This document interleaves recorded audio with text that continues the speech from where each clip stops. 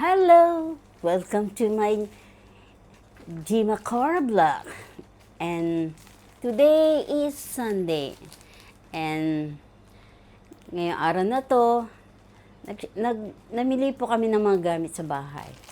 So, I just want to show you, hold to you what we bought. Okay. Here we bought a tissue paper for the toilet, tissue roll. Then, ito naman, para kay Allison, yung kanyang tissue paper, daily use. And this one, kay Allison din po yan. So, atong biscuit, para po sa akin to. And this one also is also for Allison. Sorry. Ayan. Yan po ang mga pinamili namin. So, ayan. Eto. Para kay Allison din po to.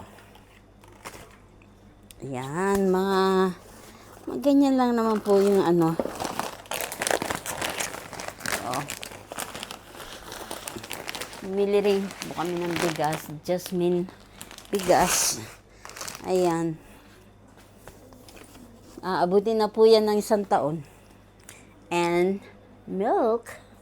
Maraming milk po ang pinamili dahil araw-araw ginagamit ang gatas. Marami po yan.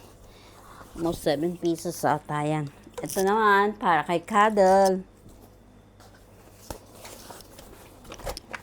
At ito para kay Allison sa kanyang pag naliligo. Yan, ganyan, yan lang po ang aking mga pinamili. At yeah, marami pong gatas talagang kino-consume namin ni Allison, kaya ayan, puro gatas lang yung mga binili. Yan lang po ang binili. Ayan. Ay, meron pa pala. Yan pa. Yan lang po.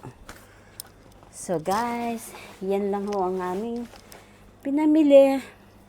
So, huwag kalilimutan. Like and share. Subscribe na po. Kung hindi pa kayo nakaka-subscribe. Salamat po. Yan lang po ang ganap ngayong araw na to. Salamat po.